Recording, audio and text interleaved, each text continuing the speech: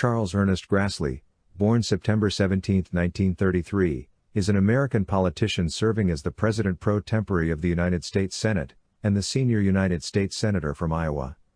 He is in his seventh term in the Senate, having first been elected in 1980. A member of the Republican Party, Grassley served 8 terms in the Iowa House of Representatives, 1959 to 1975, and 3 terms in the United States House of Representatives, 1975 to 1981. He has served 3 stints as Senate Finance Committee Chairman during periods of Republican Senate majority. 1-2, when Orrin Hatch's Senate term ended on January 3, 2019, Grassley became the most senior Republican in the Senate. He was elected President pro tempore of the Senate for the 116th United States Congress, making him third in the presidential line of succession after the Vice President and Speaker of the House. 3-4. Grassley was born in New Hartford, Iowa, the son of Ruth, née Corwin, and Louis Arthur Grassley, 5, and raised on a farm. He graduated from the town high school. At Iowa State Teachers College, now the University of Northern Iowa, he earned a BA in 1955 and an MA in Political Science in 1956. During his time as a student, Grassley joined the social professional Alpha Gamma Rho fraternity. 6. Also during the 1950s, Grassley farmed and worked in factories in Iowa, first as a sheet metal shearer and then as an assembly line worker. He pursued a Ph.D. in political science at the University of Iowa, but ultimately did not complete the degree. From 1967 to 1968, Grassley taught at Charles City College. 7. Grassley represented parts of Butler County in the Iowa House of Representatives from 1959 to 1975. 7. He then served in the United States House of Representatives from 1975 to 1981. 8. In November 1981, Grassley was one of 32 senators to sign a letter to President Reagan supporting Director of the Office of Management and Budget David Stockman. 9. In August 1982, while the Reagan administration tried persuading senators to approve legislation authorizing the creation of a radio station for broadcasting to Cuba, Grassley joined fellow Iowa Senator Roger Jepsen and Edward Zorzinski in seeking an amendment to the bill barring the Reagan administration from operating Radio Marti on that frequency or other commercial AM frequencies. 10. In October 1983, Grassley voted against establishing a legal holiday to commemorate Martin Luther King Jr.'s birthday. 11. In 2015, an aide to Grassley said that he voted against the holiday due to an economic decision both in the cost to the broader economy and lost productivity, and the cost to the taxpayers with the federal government closed.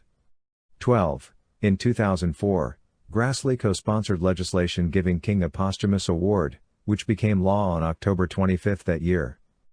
13-14. On November 1, 1984, Grassley signed a 1-page citation of contempt of Congress against Attorney General William French Smith due to Smith's not turning over files on an investigation into Navy shipbuilding. Assistant Attorney General Stephen S. Trott called the citation out of place since Grassley was not acting at a session of the Judiciary panel he led. 15.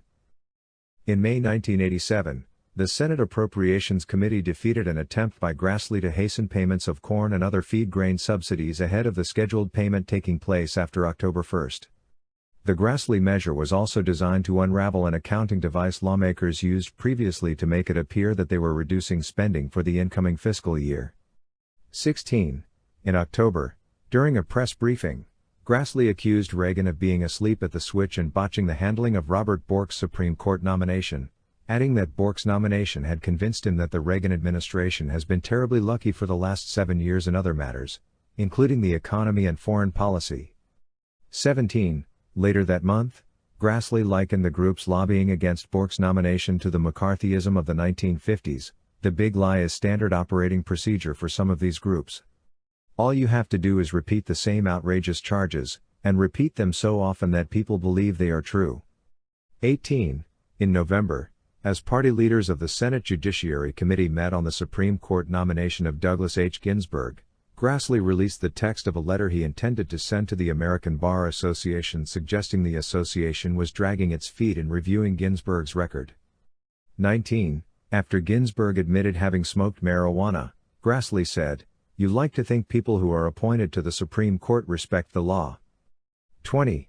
Grassley joined Jesse Helms in resisting the nomination of Anthony Kennedy, Reagan's next choice for the Supreme Court, saying that he would have preferred another nominee such as Appeals Court Justices Pascoe Bowman II or John Clifford Wallace. Grassley stated his distaste for the people who are committed to changing the judiciary and taking the path of least resistance. 21. In January 1989, as the Senate voted to schedule a vote within the following month on the pay increase, Grassley questioned how senators would decline federal program increases come March and April if the first thing out of the box is a pay raise. 22. In February, he was one of 6 senators to testify against the 50% pay increase scheduled to take effect the following week. 23. In October, Grassley was one of 9 senators to vote against legislation intended to outlaw flag burning and other forms of flag defacement and joined Bob Dole and Orrin Hatch, the other 2 Republicans, to vote against the bill, in voicing a preference for a constitutional amendment. 24. In January 1991, Grassley was one of only 2 Republican senators to vote against joining the international coalition to force Iraq out of Kuwait, the other being Mark Hatfield of Oregon. 25. In August 1991, he became one of 6 Republicans on the Select Senate Committee on POW-MIA Affairs that would investigate the number of Americans still missing in the aftermath of the Vietnam War following renewed interest. 26. In July 1998, President Bill Clinton listed Grassley among the members of Congress who had made it possible for me to sign into law today the Internal Revenue Service Restructuring and Reform Act. 27. On February 12, 1999, Grassley was one of 45 senators to vote to convict and remove Bill Clinton from office. 28. In May 2001, Grassley met with Democratic Senator Max Baucus over the allocation of finances in tax cuts, and both reported they were making progress in reaching a bipartisan deal, Grassley adding that the bill would contain all 4 of the main elements proposed by the Bush administration and the Senate Finance Committee would modify the components of the Bush proposal. 29.